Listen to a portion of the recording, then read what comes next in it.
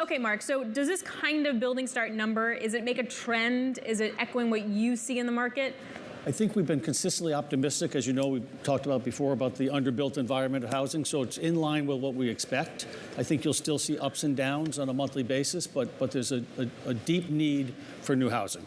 And so this just shows that that need, regardless of what's happening in the market, continues to accelerate. Mark, good morning, it's Guy. What kind of a supply story do you think we're going to be looking at in 2024?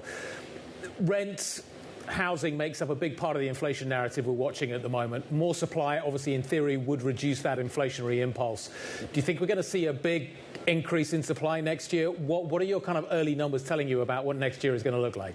I think if you're talking about supply of housing and multifamily housing, I mean, I think you've seen single-family increase in this last set of numbers and multifamily kind of coming back down after a lot of building, a lot in process.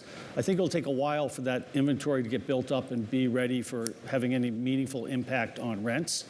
I think supply into the housing market, so building materials, folks like us, I mean, we're investing in 4 new plants because the market is constrained today, and these 4 plants we started about 9 months ago, will be done in 24.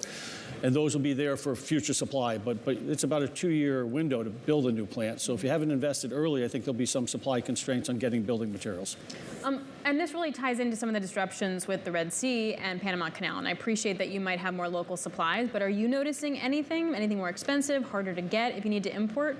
We haven't yet. Most of our supply is quite local. I mean, of course, asphalt is a part of our, and oil-based products is a part of our products. So anything that impacts that to some degree has an inflationary impact, but it's been pretty stable so far. How different do your supply chains look now versus before the pandemic, Mark?